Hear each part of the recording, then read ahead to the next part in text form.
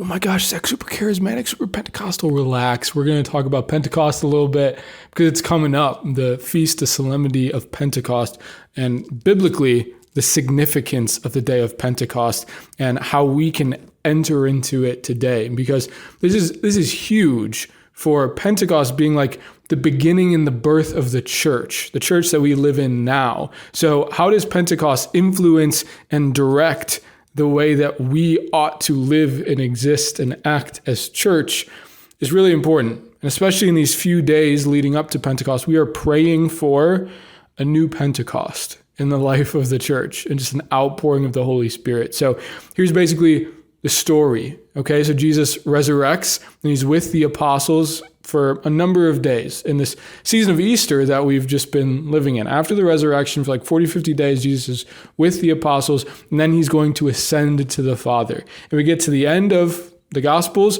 Jesus is ascending to the Father, and he gives them the commission to go and make disciples of all nations, baptizing them in the name of the Father, Son, and the Holy Spirit, Matthew 28. But he also says to them, in Luke chapter 24, he says, "See, I am sending upon you the promise of my Father.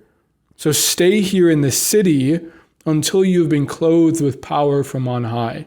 Then in Acts chapter 1, he says to them, he stayed with them, but he ordered them not to leave Jerusalem, but to wait there for the promise of the Father.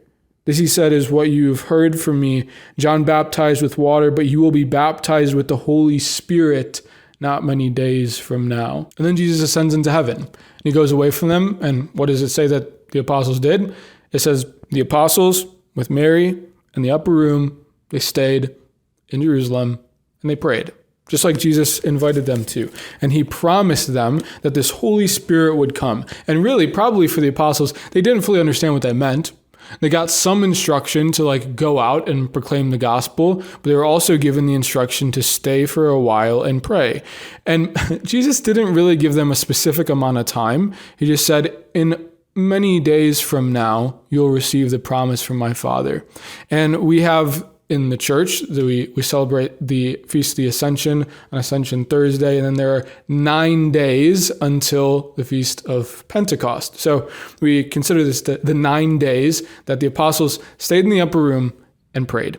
Now, 9 days seems like just on the edge of the amount of time, and maybe just over the edge of the amount of time of like, after 3 or 4 days of staying and praying, it's like, okay, we're probably getting close. After like 5 or 6, 7 days, they're probably thinking like, okay, so it's been a week. So maybe after a week is how long Jesus is. And then you get just after a week and like 8 or 9 days in, and you're like, okay, maybe it's never going to happen. Maybe this wasn't real.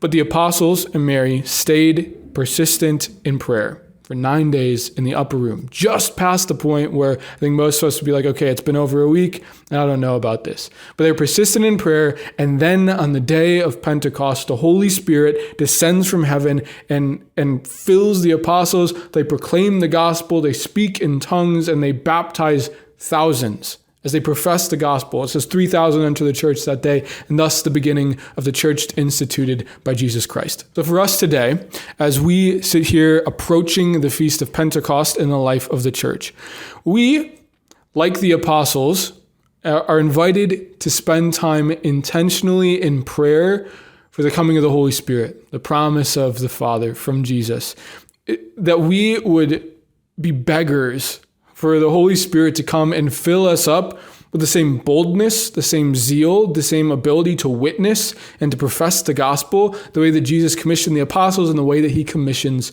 us. Because this is in much part why the church exists, is the world still needs saving.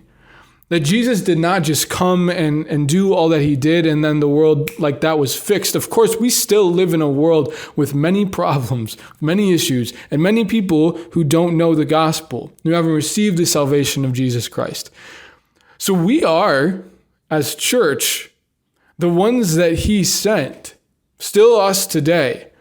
And how did the first apostles, how were they sent out? By waiting in prayer, asking for the promise of the Father, and then went empowered by the Holy Spirit. So you and I, We ought to, especially in this time of Pentecost, be praying for a new outpouring of this Holy Spirit upon us. That what was begun in our baptism, what we received in our confirmation, the sealing and strengthening of the Holy Spirit would be renewed and inflamed within us, especially this Pentecost. That we would be fired up, filled with the Holy Spirit to proclaim the gospel, to live it out, to witness to it in a new and incredible way, to see the people in our lives that need to receive the gospel, need the healing of Jesus Christ, need the good news of salvation, who need relationship and communion with the God of the universe to satisfy our heart's deepest desire. May we receive the Holy Spirit anew this Pentecost. But what we need is to pray. We need to pray and to plead and to beg the Lord to pour out his Holy Spirit upon the church, renewed this year, renewed today, renewed this Pentecost Sunday. That we would be filled with the Holy Spirit, on fire with the gospel, to live it boldly, to be saints and great saints, to change the world. So friends, you and me, I'm praying for it, and I hope you're praying for it. Just as we approach this day for a new outpouring of the Holy Spirit, a new Pentecost in the life of the church would grow in abundance, and the message and the gospel and the healing and the freedom of Jesus Christ would be just poured out on us, and that through us would become flourishing and spread for the life of the world.